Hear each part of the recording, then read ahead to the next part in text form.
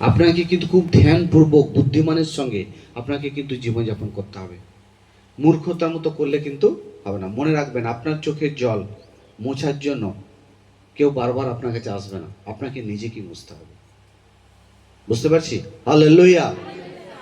আপনি এলেন, আমি প্রার্থনা করে দিলাম, আপনি 1 টাইম 2 টাইম 3rd টাইম আপনি ব্লেসিং পেলেন, একবার দুবার তিনবার চারবার আপনি আশীর্বাদ পেলেন।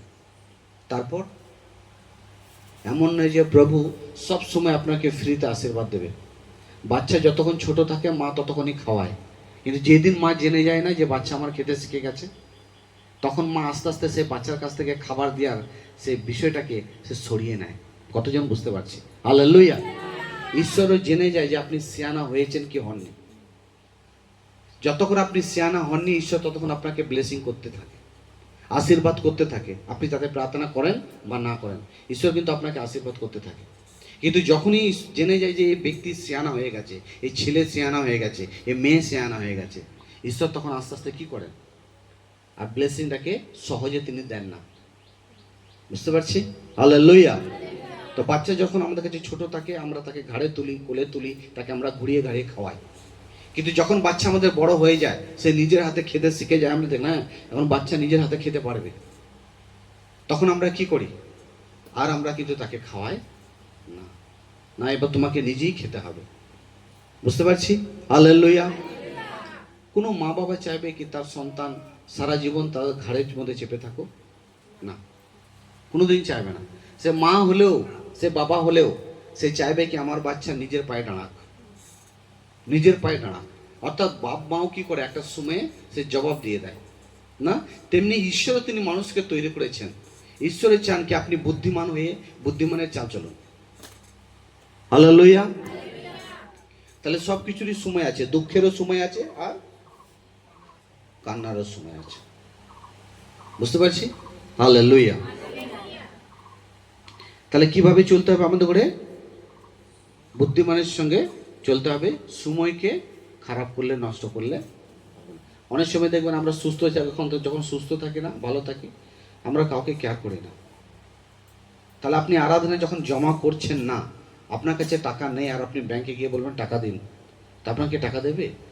আপনার কাছে আরাধনা জমা নেই, আর লাস্টের বেলা দিয়ে আপনি বলেন আমাকে বাঁচাও, আমাকে বাঁচাও। আরে তুমি কোনোদিন বিশ্বাসই ভালো করোনি, তুমি কোনোদিন ভালো করে তালি বাজাওনি, তুমি কোনোদিন ভালো করে আরাধনা করোনি। তুমি যতদিন প্রভুতে এসছো তুমি স্বার্থ নিয়ে এসছো, আর কাঁই কুই করেই তুমি জীবন ব্যতীত করেছো। বুঝতে পারছি? হালেলুয়া। প্রত্যেকে তুমি আরাধনা, তোমার ভালো আরাধনা করে তুমি জমা রাখো, তোমার আরাধনায় তোমাকে কি করবে, ঠেলে নিয়ে যাবে। হালেলুয়া। কোনো জিনিসই এমনি যায় না, তার পেছুতে একটা হাত থাকতে হয়, তার পেছুতে কেউ তাকে ধাক্কা মারার লোক থাকতে হয়, তারপরে যায়। হালেলুয়া। ট্রেন গাড়িও এমনি যায়নি, আগেকার বাষ্পচালিত রেল ইঞ্জিনও সে আগে যায়, এমনি যায়নি। পেছনে ছিল কয়লা, কয়লা জ্বলতো, আগুন ছিল, সেখানে জল ছিল, স্টিম হতো, তাকে ধাক্কা মারতো, রেলগাড়ি এগিয়ে যেত। হালেলুয়া। আজ আপনার আরাধনা, আজ আপনার উপাসনা, আজকের আপনার উপবাস, এই সমস্ত কিছু আপনাকে ধাক্কা দেবে এগিয়ে যাওয়ার জন্য। Praise the lord. হালেলুয়া।